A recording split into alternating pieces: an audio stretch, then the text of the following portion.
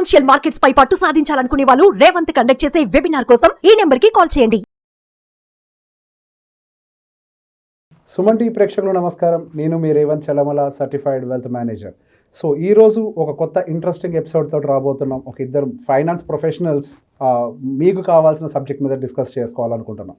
So ఈరోజు మన ముందు కూర్చున్నారు ఫైనాన్స్ ప్రొఫెషనల్ గిరిబాబు గారు. నమస్తే సార్. నమస్తే అండి సార్. సో ఈరోజు ఫర్ ద ఫస్ట్ టైం ఒక యాంకర్ కాకుండా మనం లైక్ డిఫరెంట్ పర్స్పెక్టివ్లో వెళ్తున్నాం. So will dive deeper into the finance subject. So first question, resources అనేవి ప్రతి మనిషికి చాలా లిమిటెడ్గా ఉంటాయి, కానీ ఫైనాన్షియల్ గోల్స్ మాత్రం అన్లిమిటెడ్గా ఉంటాయి. ఈ కోవిడ్ తర్వాత మనకి కొత్త కొత్త ఇన్వెస్ట్మెంట్ అవెన్యూస్ కూడా ఎవాల్వ్ అయ్యాయి. ఇంతకుముందు ఉన్నప్పటికీ పరిచయం అయ్యాయని చెప్పుకోవాలి. సో ఈ లిమిటెడ్ రిసోర్సెస్ తోటి ఫైనాన్షియల్ గోల్స్ని ఎలా రీచ్ అవ్వాలి? యాక్చువల్లీ మనము హిస్టారికల్గా తీసుకుంటే BC-AD అని చెప్తుంటారు, before Christ after death of the Christ. So BC ఎరా, ఆఫ్టర్ AD ఎరా. కానీ ఇప్పుడు కోవిడ్ వచ్చిన తర్వాత అందరం కూడా బిఫోర్ కోవిడ్, పోస్ట్ కోవిడ్ అని మాట్లాడుకోవాల్సి వస్తుంది. ఎందుకంటే ప్రతి ఒక్క మనుషుల ఆలోచన విధానంలో, బిహేవియర్ ప్యాటర్న్లో, తర్వాత కుటుంబంతో కలిసి ఉండే విధానంలో ప్రతి ఒక్కటి కూడా కోవిడ్ తర్వాత ఆలోచన విధానం మారిపోయింది. ఇప్పుడు పిల్లలు కూడా అంతకుముందు పరిచయం లేని ఒక విద్యా విధానాన్ని నేర్చుకున్నారు. ఇంట్లో ఉండేవాళ్ళు కూడా అంతకుముందు తెలియని కొత్త ఆలోచనలన్నీ మొత్తం మైండ్లో పెట్టుకొని కొత్తగా బిహేవియర్ మొదలుపెట్టారు. ఇదంతా కూడా వాళ్ళ యొక్క లైఫ్ స్టైల్లో, లైఫ్ ఎక్స్పెన్సెస్లో, లైఫ్ లివింగ్లో ఇది ట్రాన్స్ఫర్మ్ అవుతూ వస్తుంది. సో ఫర్ ఎగ్జాంపుల్ మనకు కోవిడ్ వచ్చిన తర్వాత అంతకుముందు వరకు మనము ఇండివిజువల్ కార్లు అనేది ఒక లగ్జరీగా ఆలోచించేవాళ్ళు. ఇప్పుడు కార్ కంపల్సరీ ఒక నెసెసరీ అయిపోయింది, లైఫ్లో భాగం అయిపోయింది, మారిపోయింది. ఇదివరకు మనకు మన వర్క్ ఫ్రమ్ హోమ్ అనే కొత్త కల్చర్ తీసుకొచ్చింది. అక్కడ నుంచి మళ్ళీ అసలు ఎప్పుడు వర్క్ ఫ్రమ్ హోమ్ ఉంటుంది అనుకుంటే కాదు, మళ్ళీ అందరూ మాకు ఇంట్లో వద్దు. మీకు గుర్తుంటే కోవిడ్ టైంలో అందరూ కూడా వర్క్ ఫ్రమ్ హోమ్ అనేది ఇంట్రొడ్యూస్ చేయగానే ఎగిరి గంతేశారు. తర్వాత వాళ్ళకు ఫోన్ అర్థమైపోయింది. ఇంట్లో ఆఫీస్లో అయితే అందరు కొలీగ్స్ ఉంటారు, ఇంట్లో ఒక భార్య ఉంటుంది, మనం ఇది కంటిన్యూ చేయలేమని. సో ఇది ప్రతి విషయాల్లో ట్రాన్స్ఫార్మ్ అవుతూ వస్తుంది. అది ఫైనాన్షియల్గా చాలా ఇంపాక్ట్ అయింది. సో ఏంటంటే మనం ఇప్పుడు ఎప్పుడు చచ్చిపోతామో తెలియదు, ఎప్పుడు బతుకుంటామో తెలియదు, ఉన్నంతకాలం నేను నా లైఫ్ని హ్యాపీగా ఎంజాయ్ చేస్తూ బతకాలి అనే ఒక కాన్సెప్ట్ కూడా మైండ్లోకి వచ్చింది. మరి అలా ఇవాళ ఎంజాయ్ చేస్తే రేపటి పరిస్థితి ఏంటి? ట్రూ. సో అట్లా ప్రతి చోట్ల కూడా ఇవాళ రేపు, ఈరోజు రేపు నా ఎక్స్పెన్సెస్, ఇన్కమ్ ఎంత. సో ఈ నేపథ్యంలో రిసోర్సెస్ అనేవి ఎప్పుడు లిమిటెడే ఉంటాయి. ఇదివరకు లిమిటెడ్, ఇప్పుడు లిమిటెడే. కానీ ఉన్న లిమిటెడ్ రిసోర్సెస్ని అన్లిమిటెడ్ గోల్స్కి మౌల్డ్ చేసుకోవాలి. సరే, ఇక్కడ చిన్న ప్రశ్న, కోవిడ్ కంటే ముందు ఎక్స్పెండిచర్ ఎక్కువ ఉండేదా? కోవిడ్ తర్వాత ఎక్స్పెండిచర్ పెరిగిందా? ఆబ్వియస్లీ పెరిగింది కోవిడ్ తర్వాత. కోవిడ్ కంటే ముందు మనకి వర్క్ ఫ్రమ్ హోమ్ లేదు, బట్ ఇప్పుడు వర్క్ ఫ్రమ్ హోమ్ ఉంది. బట్ అయినప్పటికీ ఇప్పుడు ఎందుకు ఖర్చు పెరిగింది అంటారు? ఎందుకు ఖర్చు పెరిగింది అంటే వాళ్ళ లైఫ్ స్టైల్ మారిపోవడం వల్ల.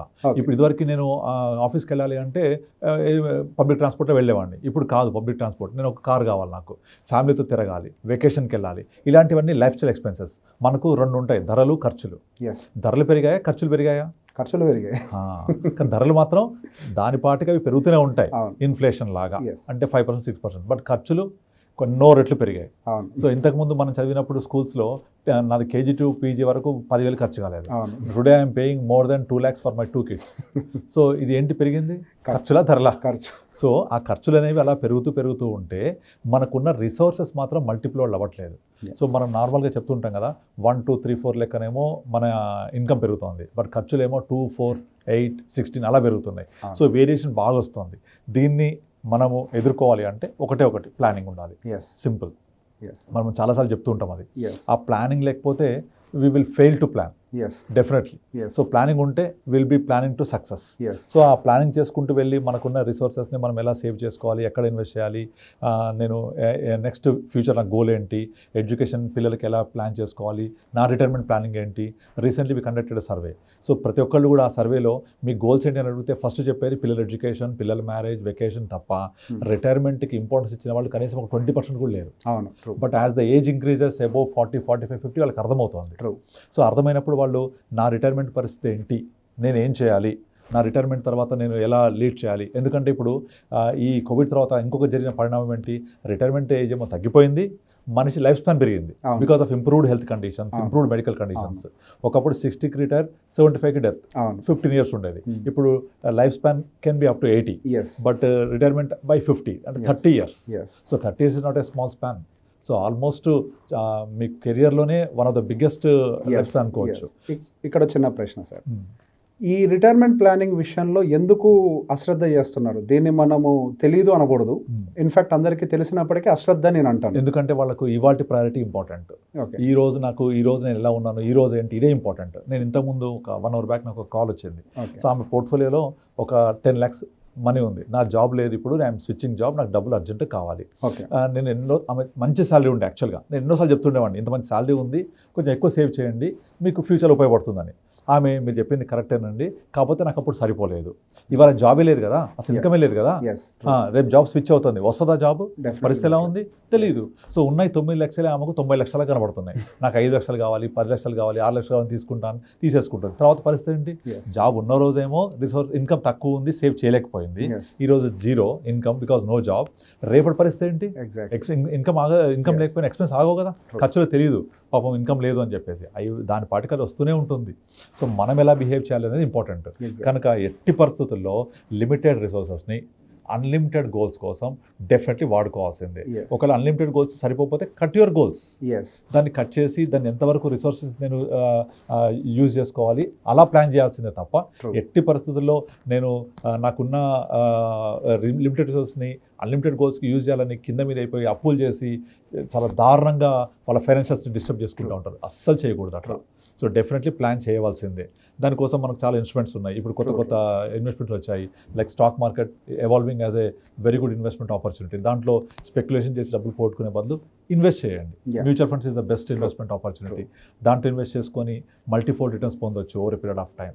అలా మనం ఎప్పటికప్పుడు ప్లాన్ చేసుకుంటూ వెళ్తే ఎంత లిమిటెడ్ రిసోర్సెస్ ఉన్నా మన గోల్స్ ఎలా ఉన్నా కూడా ప్లాన్ చేసుకుంటూ వెళ్ళొచ్చు. ఇక్కడ ఇంకో చిన్న ప్రశ్న, ఇందాక గోల్స్ని కట్ చేసుకోవాలి అని ఒక మాట మీరు అన్నారు. సో నేను చాలా మందికి ఫైనాన్షియల్ ప్లాన్ విషయం చూసేటప్పుడు ఇక్కడ కొన్ని అర్థమైన విషయాలు ఏంటి అని అంటే, వాళ్ళకి శాలరీ కొంతమందికి వైఫ్ అండ్ హస్బెండ్ వర్క్ చేస్తున్నప్పుడు శాలరీస్ చాలా ఎక్కువగా ఉంటాయి. కానీ వాళ్ళ కిడ్స్కి ప్లాన్ చేసేటప్పుడు మాత్రం జనరలైజ్డ్గా ఏదో ఒక 20 lakhs ఇంజనీరింగ్ ఇంతవరకు పరిమితమై ఉంటారు. సో ఇక్కడ నాకు ఒక పర్స్పెక్టివ్ కనిపించింది. సో మనకి కొన్ని సంవత్సరాలకు ముందు అంటే మన గ్రాండ్ ఫాదర్స్ అప్పుడు అసలు చదివితేనే ఎక్కువ కరెక్ట్. తర్వాత మన ఫాదర్స్ అప్పుడు డిగ్రీ చేస్తే ఎక్కువ, చాలా ఎక్కువ. మన జనరేషన్కి వచ్చేసరికి ఇంజనీరింగ్ చేస్తే ఎక్కువ. అవును. సో బేసిక్ ఇక్కడ మనం గమనిస్తే there is a transformation in the education system and the standards also. ఒకప్పుడు కాలేజెస్ అంటే బల్లలు మాత్రమే ఉండేవి, ఇప్పుడు ల్యాబ్స్ అని, లైబ్రరీస్ అని, it will grow beyond going further. And ఇప్పుడు కూడా మన ఇంజనీరింగ్ బేస్ చేసుకొని ఇప్పుడు ఖర్చుతో ప్లాన్ చేసుకుంటూ పోతే రేపు అసలు ఇంజనీరింగ్ మెయిన్ స్ట్రీమ్ లాగా ఉంటుందని గ్యారంటీ ఏంటి? లేదు, ఉండదు. పిల్లలు డాక్టర్ అవుతా అనొచ్చు, లేదా పైలట్ అవుతానొచ్చు. సో బేసిక్గా ఈవెన్ రిసోర్స్ ఉన్నా కానీ, వాళ్ళకి సంపాదించే కెపాసిటీ ఉన్నా కానీ, వాళ్ళు నేనెందుకు మ్యూచువల్ ఫండ్లో పెట్టుబడి పెట్టాలి అన్న ఒక ఉద్దేశమో ఏంటో నాకు తెలియదు. కానీ వాళ్ళ పిల్లల ఫ్యూచర్ గోయింగ్ ఫర్దర్ ఎక్స్పెన్సివ్గా ఉంటుంది అని ఊహించడానికి కూడా ఇష్టపడట్లేదు. దీనికి మీ కామెంట్ చెప్పండి. Absolutely right. అసలు క్వశ్చన్ లేదు. వాళ్ళు యాక్చువల్గా పిల్లల ఎడ్యుకేషన్ ఏంటి, ఇంకా మన సౌత్ ఇండియాలో ఆ ఇంజనీరింగ్ మెడిసిన్ దగ్గర అయిపోయారు. నార్త్ ఇండియాకి వెళ్ళండి, కంప్లీట్ మారిపోయింది. నార్త్ ఇండియాలో ప్రిడామినెంట్ ఈ సోషల్ స్టడీస్. నార్త్ ఇండియాలో. సో సోషల్ స్టడీస్ మన సౌత్ ఇండియాలో అసలు కనీసం చూడరు. వాడు సిఈసి, ఎంఈసి, సిఈసి, హెచ్ఈసి తీసుకున్నాడంటే ఏమి రాక ఇక చేయాలి కాబట్టి ఏదో చేస్తున్న అర్థం ఇక్కడ. బట్ నార్త్ ఇండియాలో కంప్లీట్లీ చేంజ్ ఉంటుంది. సో అట్లా వాళ్ళ ప్రయారిటీస్ మారిపోతూ ఉంటాయి. ఇప్పుడు ఆర్టిఫిషియల్ ఇంటెలిజెన్స్ వచ్చిన తర్వాత సో మా అబ్బాయిని ఏం చేస్తామంటే నేను ఎవ్రీథింగ్ రిలేటెడ్ టు ఏఐ గురించి మాట్లాడుతున్నాడు. సో అది నేను ఇప్పటి నుంచి అర్థం చేసుకోవాలి. వాడి ప్రయారిటీస్ మారిపోయాయి, రిక్వైర్మెంట్ మారిపోయింది. Engineering and it's beyond. It's beyond. Education is not just engineering. Exactly. For the future, it's beyond. Exactly. నేను ఇంకోటి చెప్తాను. ఇప్పుడు నార్మల్గా ఫర్ ఎగ్జాంపుల్ మనకున్న కెరియర్స్ అన్నింటిలోకల్లా ఎప్పుడు హాట్ కేక్గా డిమాండ్ ఉండే కెరియర్ ఏది? నర్సింగ్ ఒకటి, టీచర్ పోస్ట్ ఒకటి, ఎప్పుడు అవసరం ఉంటూనే ఉంటుంది. ఈ టీచర్కి, నర్సింగ్కి వాళ్ళ విద్యా విధానం చూడండి, మ్యాక్సిమం రిలేటెడ్ టు ప్రాక్టికలే ఉంటుంది. వాళ్ళ విద్యా విధానం అంతా కూడా నర్సింగ్ అంటే మెడికల్ హాస్పిటల్లో ట్రీట్మెంట్ చేస్తూనే నేర్చుకుంటూ ఉంటారు. కానీ మన విద్యా విధానం ఈ రెండు కాకుండా వేరే వాటి అలా లేదు. సో కనుక మన పిల్లవాడు ఆ విధంగా వెళ్ళి నేను ప్రాక్టికల్ నేర్చుకుంటా అంటే మనం రెడీ అయి ఉండాలి. Engineering beyond the limits. Engineering అనేది ప్రాక్టికల్ చేస్తూ నేర్చుకోవాలంటే చాలా ఖర్చుతో కూడుకున్న వ్యవహారం అది. సో అవన్నిటికీ రెడీ అయి ఉండాలి. మనం కనీసం ఆ ఇమాజిన్ థింక్ కూడా లేకపోతే మనం ఇంకా ప్లానింగ్ ఎలా చేస్తాం? దట్స్ వాట్ నేను యాక్చువల్గా అందరికి అదే చెప్తూ ఉంటాను. సార్ మన వల్ల ఇవ్వగలిగేది పిల్లలకి మంచి భవిష్యత్తు. Only one asset is education. అంతే. ఆస్తి మీరు ఇచ్చినా ఇవ్వకపోయినా వాళ్ళు సంపాదించుకోగలరు. ఎగ్జాక్ట్. మీరు తక్కువ పెట్టుబడితోటి ఎక్కువ వెల్త్ని ఎట్లా క్రియేట్ చేస్తారు అని అంటే ఒక మంచి విద్యనిచ్చి. అంతే. ఆ రోజుకి విద్య చాలా ఎక్స్పెన్సివ్గా ఉంటుంది. మనం మాక్సిమం ప్లాన్ చేసేటప్పుడు యూజీ వరకే ప్లాన్ చూసుకుంటాం. Next going further PG PhD కూడా మ్యాండేటరీగా మారే అవకాశాలు ఉన్నాయి. ఎగ్జాక్ట్లీ. ఈవెన్ ఇప్పుడు ఇంజనీరింగ్ కాలేజెస్ లో ఫ్యాకల్టీగా వెళ్ళాలి అని అంటే పిహెచ్డి రిక్వైర్మెంట్ రాబోతుంది. Yes, mandatory. Already ఉంది. It is becoming mandatory.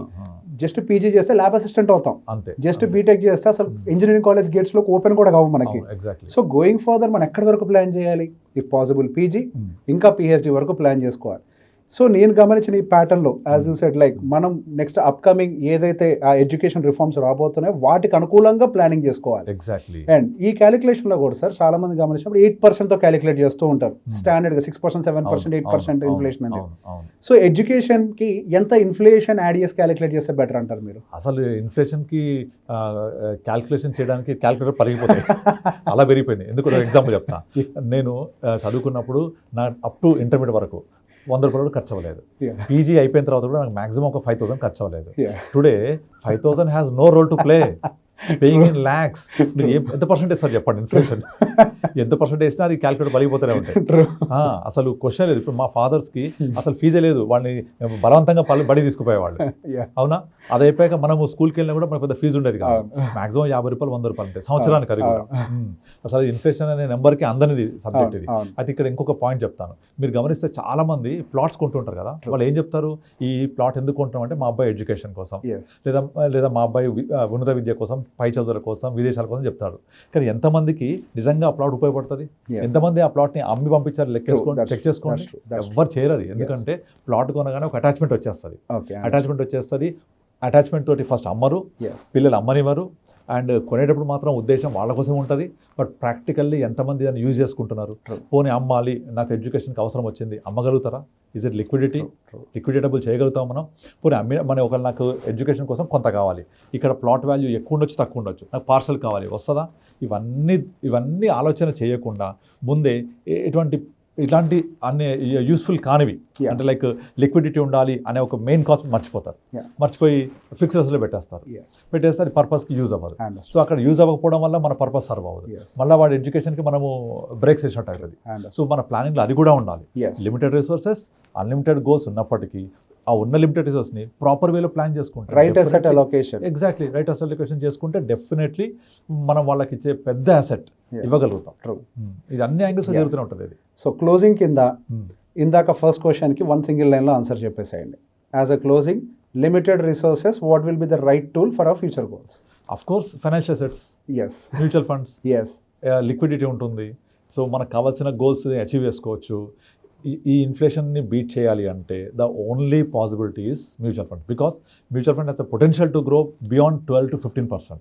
అది వచ్చినప్పుడు ఇన్ఫ్లేషన్ని హ్యాపీగా బీట్ చేయొచ్చు. ఈవెన్ మీరన్నా ఎడ్యుకేషన్ ఇన్ఫ్లేషన్ని అందుకోవాలంటే కూడా ఆ ఇన్వెస్ట్మెంట్ టూల్కి డెఫినెట్లీ మల్టీఫోల్డ్ రిటర్న్ ఇచ్చే కెపాసిటీ ఉండాలి. That is possible only through mutual funds. ఇంకా వేరే పాసిబుల్ అవ్వాలి. మిగతా వాటి అన్నింటిలో ఆ డ్రాబ్యాక్స్ ఉంటాయి. స్టాక్స్లో సడన్గా మనకు అది అందుబాటులో రాకపోవచ్చు, అనుకునే విధంగా పెరగకపోవచ్చు, ఎమోషన్స్తో మనం చేయకపోవచ్చు. But MF has its own potential to grow. So కనుక 1 లైన్ ఆన్సర్ అంటే మీ ఫైనాన్షియల్ గోల్స్ రీచ్ అవ్వాలంటే you can invest in to financial investments. Thank you. Very good answer. Thank you so much. Thank you.